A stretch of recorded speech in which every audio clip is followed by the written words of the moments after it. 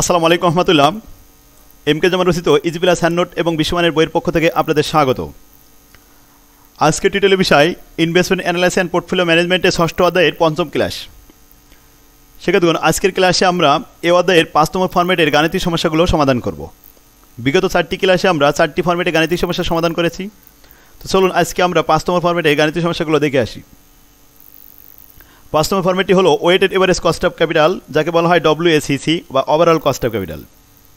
এটা খুবই গুরুত্বপূর্ণ। এই ফরম্যাট থেকে 10 মার্কের অঙ্ক আসে প্রতি বছরই। তো আমাদের বইয়ে আমি অনেক সুন্দরভাবে অঙ্কগুলি সাজিয়ে দিয়েছি। বোর্ড প্রশ্নগুলো সব দিয়েছি বা বোর্ড কোয়ালিটি কোয়েশ্চেনগুলো এখানে দেওয়া আছে। তো লাস্ট বোর্ড প্রশ্নগুলো সব এখানে সমাধান করা আছে পরপর। দেখুন, এই ফরম্যাটে অঙ্কগুলো করতে গেলে আমাদের কোনো সূত্রের প্রয়োজন হয় না, শুধু ছকের মধ্যেই সমাধান করতে হবে। তো কিছু কিছু ওয়ার্কিং করার জন্য আমাদের বিগত 4টি ফরম্যাটের সাহায্য নিতে হবে। মূলত এই অধ্যায়ের মূল অঙ্কই হচ্ছে এই ফরম্যাটে। আর এই অঙ্কগুলো করার জন্য আমাদের বিগত 4টি ফরম্যাটের হেল্প লাগবে, একটু প্রয়োজন হবে, কারণ ওইগুলো ওয়ার্কিং করার সময় লাগবে। তো আসুন, 5 নম্বর ফরম্যাটে 1 নম্বর অঙ্ক আমাদের বইয়ের প্রবলেম নম্বর 1 বলা হচ্ছে you have been supplied with the following data. Source of capital, আমরা জানি সোর্স অফ ক্যাপিটাল আছে 4টি: debt capital, preferred share capital, ordinary share capital আর রিটেন আর্নিং। এই 4টা সোর্স থেকে আমরা অর্থ সংগ্রহ করতে পারি। তো এখানে অর্থ সংগ্রহ করা হয়েছে অ্যামাউন্ট অফ টাকা 3 লক্ষ, 2 লক্ষ, 4 লক্ষ এবং 1 লক্ষ। আর এখানে আমাদের ব্যয় হয়েছে ডেট ক্যাপিটালের ব্যয় দেওয়া হয়েছে কস্ট অফ ডেট 4.77, এটা কস্ট আফটার ট্যাক্স, মানে ট্যাক্স দেওয়ার পরবর্তী ব্যয়। আর প্রিফারেডের ব্যয় হয়েছে 10.53%। আর এরপর আছে 14.59%। আর cost of return earning KR এর মান কত? 14%। তাহলে KE অর্ডিনারি শেয়ার আছে KE 14.59, আর কস্ট অফ প্রিফারেড মানে KP 10.53, আর কস্ট অফ ডেট KD হলো 4.77। এই হচ্ছে আমাদের কস্ট দেওয়া আছে, কস্ট আফটার ট্যাক্স এবং অ্যামাউন্ট দেওয়া আছে। রিকোয়ারমেন্টে বলা হচ্ছে calculate the weighted average cost of capital, WACC weighted average cost of capital. ভার পদার্থ ব্যয় নির্ণয় করতে হবে যে মোট কারবারের ব্যয় কত। এই 4টা সোর্সের ব্যয়ের গড় দেখাতে হবে। তো খুবই সহজ একটা পদ্ধতি, এটা আমরা কপি করলাম, কপি করে এটা পেস্ট করে দেখুন এখানে বসালাম। এখানে আমাদের কলাম সংখ্যা মোট 5টি।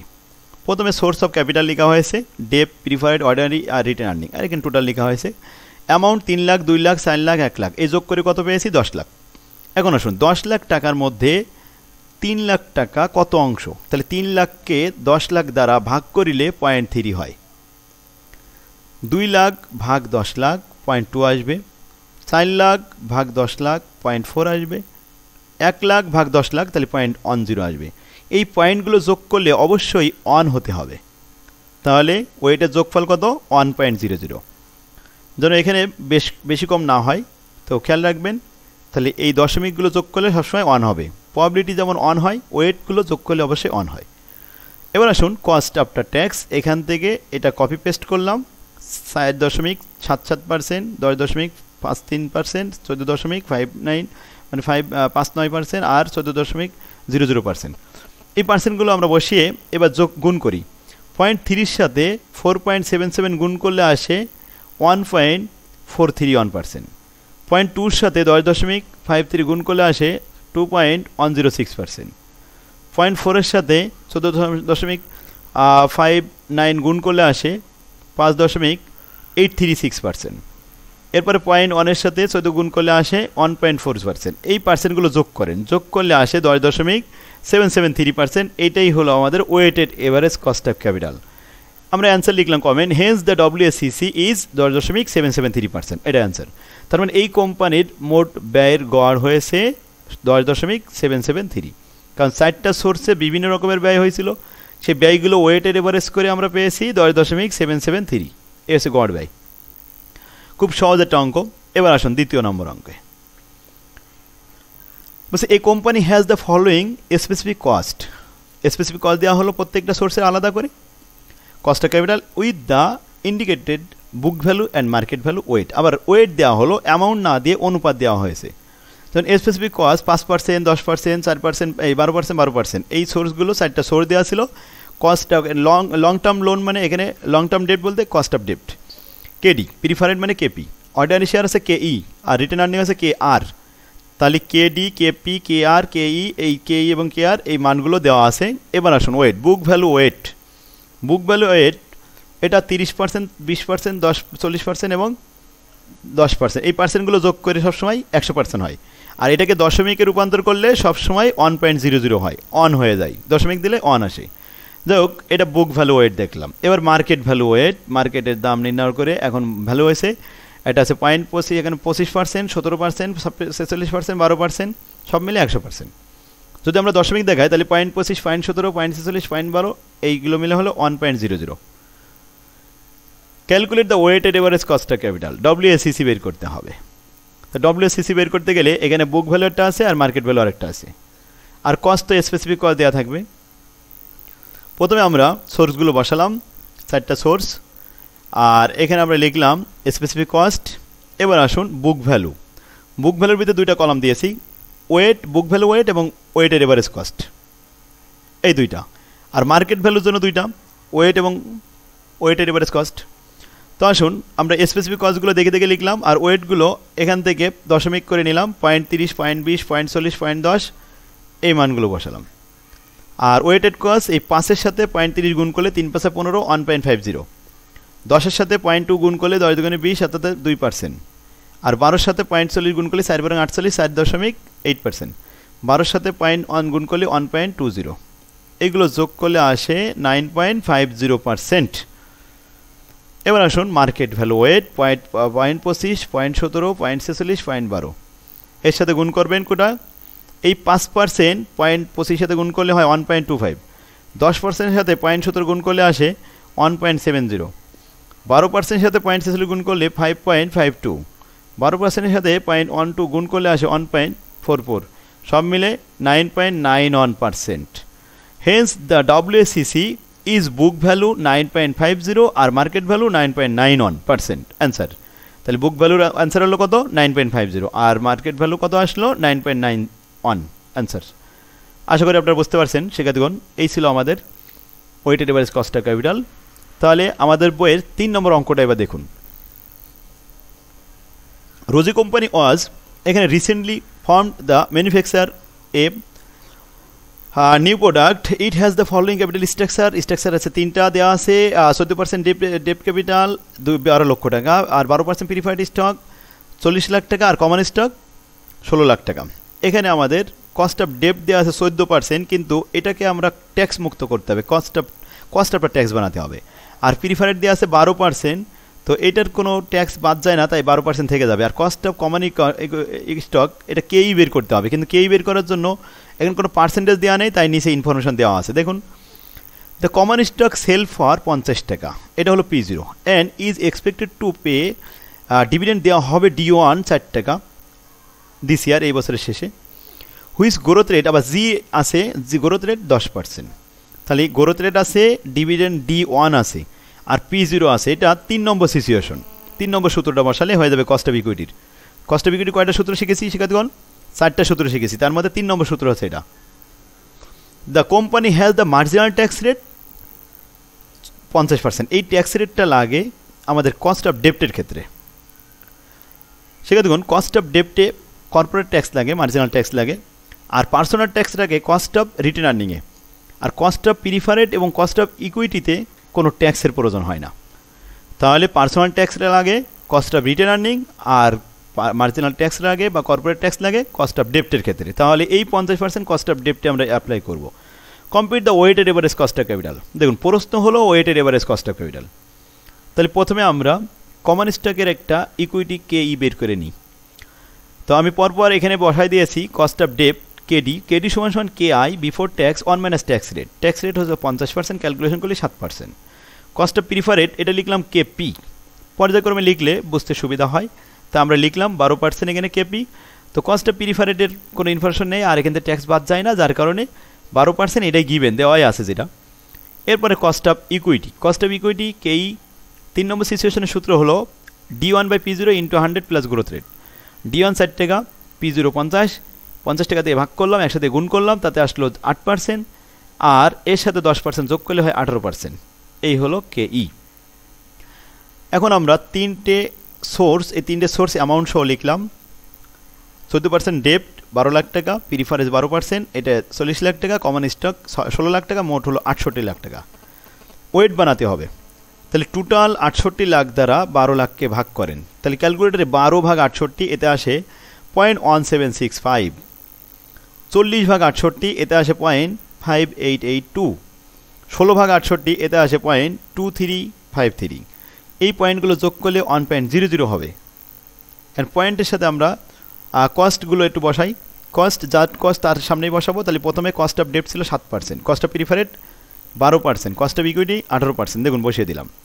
সাথে সাথে 0.1765 গুণ করলে আসে 1.24, আর এরপর আসেন 12-র সাথে 0.5882 গুণ করলে আসে 7.06, আর 18-র সাথে 0.2353 গুণ করলে আসে 4.24, যোগ করলে আসে 12.54%। এটাই answer. Has the WACC is 12.54% answer. ঠিক আছে, দেখুন আশা করি আপনারা বুঝতে পারছেন। এই ছিল আমাদের WACC।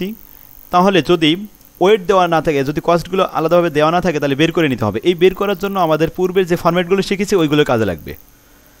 আরেকটা অঙ্ক দেখুন, এখানে কয়টা সোর্স? 3টা। 12% ডেপ্ট 10 লাখ টাকা, 8% প্রিফারেড 4 লাখ টাকা, কমন স্টক 6 লাখ টাকা। এটা সেম 3 নম্বর অঙ্কের মতো। দেখুন এখানে 3টে সোর্স ছিল, একটু পার্সেন্টেজটা অ্যামাউন্টটা একটু আলাদা ছিল। এখানেও একই অঙ্ক, এটা 3টে সোর্স আছে, 12% ডিবেঞ্চার, 8% প্রিফারেড, কমন স্টকের রেট দেওয়া নেই বলে এখানে ইনফরমেশনগুলো দেওয়া আছে, আর কর্পোরেট ট্যাক্সের রেট দেওয়া আছে। তাহলে 3 নম্বর অঙ্ক আমরা যেটা বুঝলাম ওইটার সাথে 4 নম্বর মিলিয়ে আপনারা এটা করে আসবেন হোমওয়ার্ক।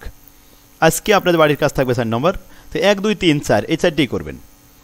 এবার আসুন 5 নম্বর অঙ্কটা করলে আমরা এই ফর্মেটের সবগুলো অঙ্ক বুঝতে পারবো, কারণ এইখানে সর্বোচ্চ সমস্যা দেওয়া আছে। আর এটা খুব ইম্পর্টেন্ট অঙ্ক, একটু মনোযোগ সহকারে আপনারা দেখেন। Calculate from the following information the weighted average cost of capital. প্রশ্নটা উপরেই বলা হয়েছে। ব্যালেন্স শিটে বলা হচ্ছে 4000 কমন স্টক, ইকুইটি 100 টাকা করে দাম, 4 লাখ টাকা। এটা হলো সোর্স অফ ইকুইটি, এটা KE লাগবে আমাদের এখানে। রিটেন আর্নিং KR, এটা 2 লাখ টাকা। 6% সেভিং প্রিফারেন্স, এটা KP, তবে 6% সেভিং প্রিফারেন্স বলে KP একটা তৈরি করতে হবে। আর 9.5% সেভিং প্রিফারেন্স, দেখুন এখানেও KP তৈরি করতে হবে। তাহলে KP কয়টা? কস্ট অফ প্রিফারেন্স 2টা তৈরি হবে, একটা 6%-এর জন্য, একটা 9.5%-এর জন্য। তাহলে এই 2টা আর উপরে 2টা, 4টা হয়ে গেল। আর এটা হলো 7% ডিবেঞ্চার, যার ফেস ভ্যালু, বুক ভ্যালু ছিল 1000 টাকা, এখন বর্তমানে সেটা 1 লক্ষ টাকা হয়েছে। 100 শেয়ার, 1000 করে 100 শেয়ার গুণ করলে, ডিবেঞ্চার গুণ করলে 1 লক্ষই হয়। কারেন্ট লাইবিলিটি 5 লক্ষ টাকা। সেক্ষেত্রে যেহেতু আমরা লং টার্ম লাইবিলিটি করতেছি, আর কস্ট অফ ডেপ্ট, কস্ট অফ ইকুইটি বা WACC-তে কখনো কারেন্ট লাইবিলিটি প্রয়োজন হয় না, তাই কারেন্ট লাইবিলিটি আমাদের এই 5 লক্ষ প্রয়োজন হবে না। এটা বাদ দিলে আর কয়টা সোর্স থাকে? এই 5টার সোর্স। 5টার সোর্সে 5টা ওয়ার্কিং করে নিতে হবে, তারপরে WACC করতে হবে। আর প্রয়োজনীয় তথ্যগুলো নিচে দেওয়া হয়েছে, additional information. Average market price বলছে কমন স্টকের বর্তমানে 125 টাকা। দেখুন কমন স্টকের আগে দাম ছিল 100 টাকা, এখন P0 মান কত? 125 টাকা। তাহলে KE তৈরি করার সময় আমাদের এই 125 টাকা P0 মান ধরতে হবে। 6% প্রিফারেন্স শেয়ার অনলি 65 টাকা। দেখুন আগে ছিল 6% প্রিফারেন্স শেয়ারে কত ছিল? 100 টাকা দাম ছিল, আর এখন অনলি 65 টাকা ধরতে হবে। তাহলে এটা হলো নিট সেল ভ্যালু। আর 9.5% সেভিং প্রিফারেন্স যেটা, এটা 102 টাকা। দেখুন আগে ছিল 9.5% যেটা, সেটা ছিল 100 টাকা, এখন 102 টাকা নিট সেল ভ্যালু ধরতে হবে KP তৈরি করার সময়। 7% ডিবেঞ্চার, এটা এখন বুক ভ্যালু, সেল ভ্যালু 1000 টাকা, আগেও ছিল 1000, এখনও 1000ই আছে, এটার কোনো বৃদ্ধি পায়নি। তো আমরা এটা KD বের করার সময় লাগবে। Initially dividend of common stock D0, যার নাম হলো এখানে আছে 18 টাকা। তাহলে মান কত? 18 টাকা। এটা হলো D0 মান, অর্থাৎ KE, কস্ট অফ ইকুইটি তৈরি করার সময় D লাগে। Growth rate of the common stock, এটা কত? 8%। এটাও লাগবে KE তৈরি করার জন্য। তাহলে KE তৈরি করার জন্য আমাদের এই 2টা লাগবে, আর উপরের প্রথম 125 টাকা লাগবে। আচ্ছা, আর এখানে 6% প্রিফারেন্সের জন্য এটা দরকার, আর 9.5% প্রিফারেন্সের জন্য এটা দরকার, আর লাস্টে কর্পোরেট ট্যাক্স, এটা KDর জন্য প্রয়োজন। দেখুন আর শেয়ার হোল্ডার ট্যাক্স আছে, এটা KR এর জন্য প্রয়োজন। KR এর জন্য পার্সোনাল ট্যাক্স দেওয়া হয়েছে 20%, আর KDর জন্য পার্সোনাল ট্যাক্স, কর্পোরেট ট্যাক্স দেওয়া হয়েছে 50%। এখন সব কিছু ইনফরমেশন আমরা পড়ে নিলাম। এখন আমরা শুরু করি ওয়ার্কিং। প্রথমে কী ছিল? কস্ট অফ ইকুইটি, তাই আমরা KE তৈরি করব। তারপরে কস্ট অফ রিটার্নিং তৈরি করব, তারপরে 6% প্রিফারেড কস্ট অফ KP তৈরি করব, আর 9.5% প্রিফারেড, এটা KP তৈরি করব। কেপি দুইটা করার পরে কেডি লাস্টে তৈরি করব, কারণ এখানে লাস্টে আছে, তাই লাস্ট ওয়ার্কিং করব। আসুন শুরু করি আমরা। কস্ট অফ কমন স্টক কেই, এখানে সূত্রে আমরা দেখেছি যে D0 মান দেওয়া আছে 18 টাকা, 1 প্লাস গ্রোথ রেট দেওয়া আছে 8%, P0 মান দেওয়া আছে 125 টাকা, আর জির মান 8%। আমরা হেয়ারে মানগুলো বসিয়ে সূত্রে পোস্টিং দিলাম, পোস্টিং দিয়ে ক্যালকুলেশন করলাম, দেখি যে 23.55% হলো কস্ট অফ ইকুইটি। এবার কে আরে আমাদের আলাদা কোনো মান প্রয়োজন হচ্ছে না, শুধু কস্ট অফ ইকুইটি থেকে পার্সোনাল ট্যাক্স বাদ দিলেই চলবে। আর যদি আলাদাভাবে বের করি একই সূত্র, এই সূত্রই ব্যবসাতে হবে, তবে এটা বড় হয়ে যাবে বলে, তেমন এখানে আমরা যদি 1 মাইনাস পার্সোনাল ট্যাক্স ইউজ করতাম তাহলে উত্তর একই আসতো। তাহলে কেই 1 মাইনাস পার্সোনাল ট্যাক্স 20% বাদ দেওয়ার পরে 18.84% হলো কে আর।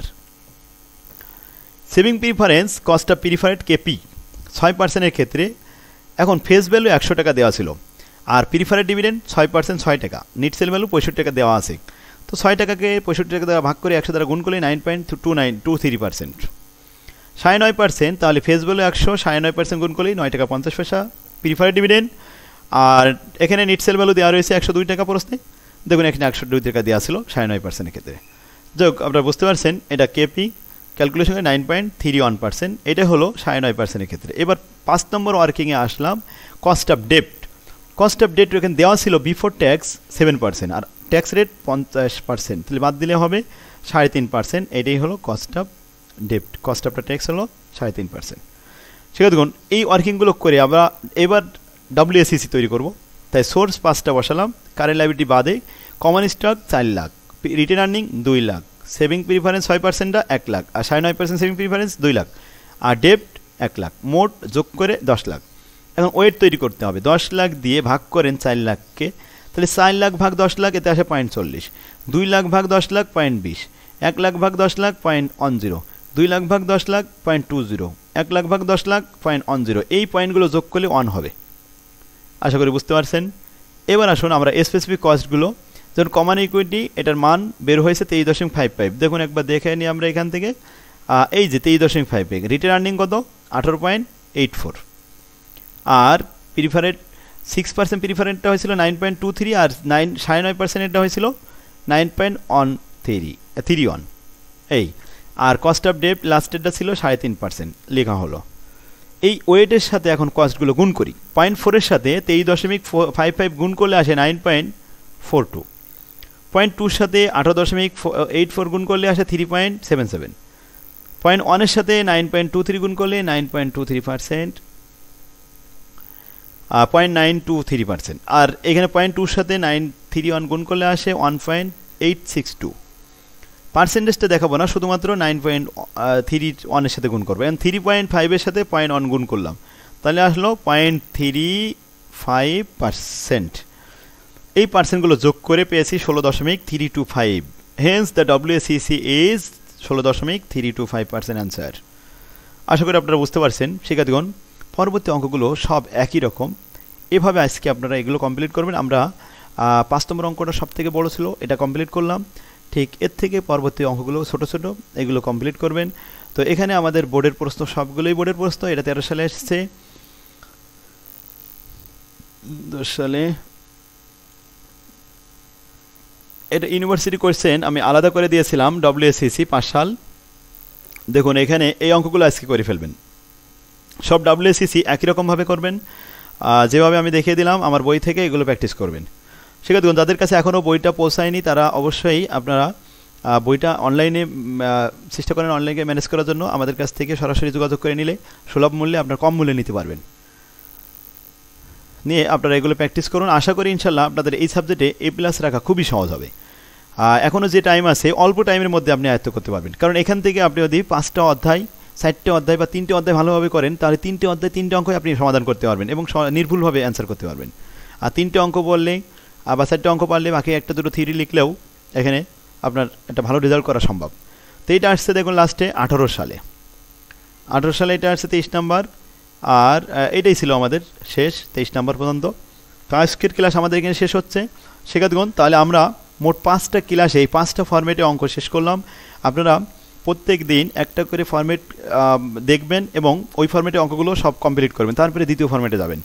এভাবে করলে আপনাদের বুঝতে সুবিধা হবে, নাহলে একবারে 5টা ফরম্যাট দেখলে পরে প্র্যাকটিস করতে গেলে অনেক সময় মনে থাকে না। তো শিক্ষার্থীগণ, তো আগামী ক্লাস দেখার জন্য আপনাদের আহ্বান রইল। আগামীতে আরও বোর্ড প্রশ্ন আসবে, সেই বোর্ড প্রশ্ন নিয়ে আমি আরেকটা ক্লাস দেবো ইনশাল্লাহ। তো সে পর্যন্ত আপনারা ভালো থাকুন। আল্লাহ হাফেজ। আসসালামু আলাইকুম রহমতুল্লাহ।